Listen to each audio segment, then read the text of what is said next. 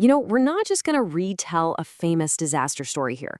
We're going to do a full breakdown of the specific, calculated decisions that allowed a group of people to stay alive when everything, the odds, the elements, even the official record, said they were gone. This is really a story about how you can use structure to beat absolute chaos.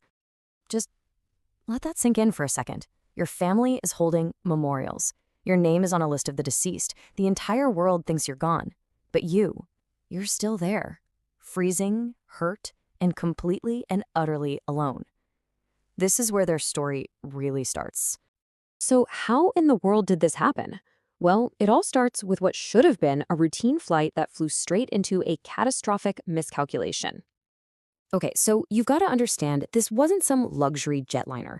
It was a military turboprop, and the weather conditions were just treacherous. Flying over the Andes, the pilots were totally blind, surrounded by thick clouds. They had to rely only on their instruments and their best guess of how much time had passed. And that's where they made a fatal error. They thought they had already cleared the highest peaks. They hadn't. And as they started their descent for landing, the mountain was waiting for them. The impact, it wasn't an explosion like in the movies. It was this violent, shrieking tear of metal. The entire tail section of the plane was just ripped off and thrown into the freezing air.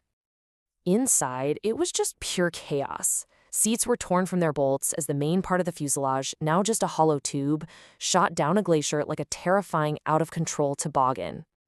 And then, just as suddenly as it all began, it was over. The grinding of metal stopped, the screaming stopped, and all that was left was this: deafening silence, the biting wind, and the absolutely shocking realization that some of them had survived, stranded at over 11,000 feet. You see, survival isn't just a physical fight, it's a mental one. And for this group, the moment that really defined their entire ordeal wasn't the crash itself, it was what happened next.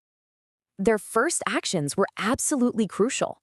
They immediately took stock of what they had, and, well, it was next to nothing.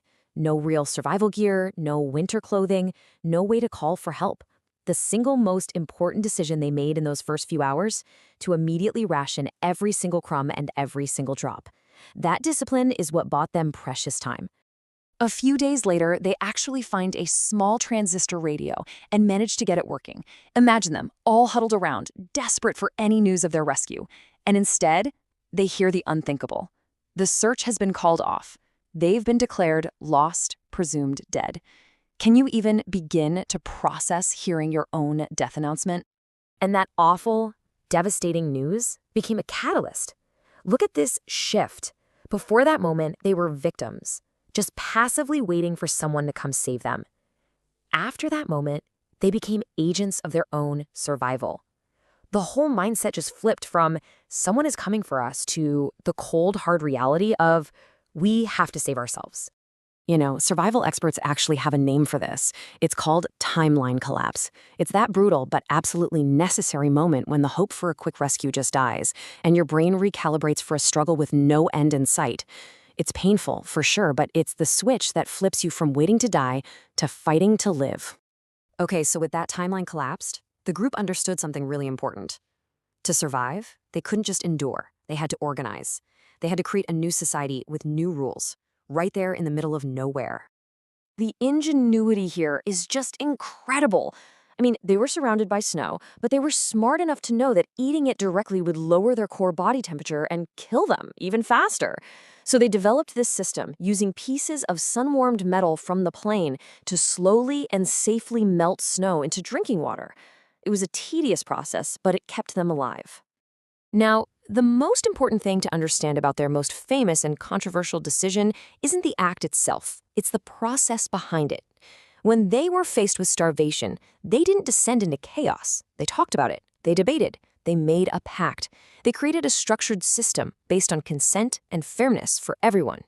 It was this structure that allowed them to preserve their humanity in the most inhumane circumstances you can imagine. Just when they had managed to create this fragile system for survival, the mountain reminded them that it was still very much in charge. I mean, think about it. They had survived a plane crash. They had overcome the crushing psychological blow of being abandoned by the world. They had created rules to govern the unthinkable. What else could possibly happen to them? One night, as they were all asleep in the relative shelter of the fuselage, a massive avalanche struck. It buried the aircraft completely, filling it with snow as hard as concrete, trapping them in the dark. It suffocated some before they could even be dug out. Their only shelter had just become a tomb. This is what experts call compound survival stress. It's not just one trauma, it's one trauma layered on top of another on top of another. And that is often the breaking point. But again, how did they fight back? With structure. Even in their grief, even after digging out their friends, they went right back to their daily routines. That routine became their anchor against total despair. After the avalanche, one thing became terrifyingly clear. If they stayed put, they were going to die, slowly but surely. The only option left, no matter how slim the chance, was to walk out. Here's the thing, most survival escapes fail because they're emotional, panicked decisions. Theirs succeeded for a very specific reason. This wasn't a desperate, last-minute dash for freedom. It was a calculated mission. They spent weeks preparing, making layered clothing from seat cushions, improvising snow goggles to prevent blindness. They even did short trial runs to test their gear and endurance. It was strategic, not impulsive. That's the key. That trek was a brutal 10-day ordeal. On day 3, they suffered what's called horizon shock, that soul-crushing moment when they reached a ridge and realized the mountains stretched on and on, far beyond what they could see, a moment that could have broken them, but they kept going. And on day 8, they saw the first sign of life, not a person, but evidence of livestock. They knew they were getting closer. After 72 days, the survivors were rescued.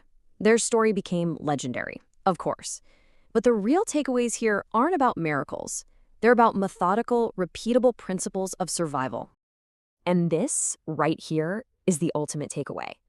Real survival doesn't look like an action movie. It's not one big heroic act.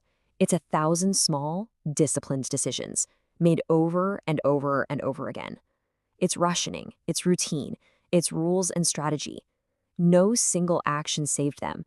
Their commitment to structure did. And that's really the heart of this whole thing, isn't it? This story is remembered, and not just for the tragedy, but for the incredible testament to human ingenuity that came after. It proved that when all external hope is stripped away, survival isn't just possible. That's when it truly begins. It becomes a purely internal act of will, of structure, and of just refusing to give up.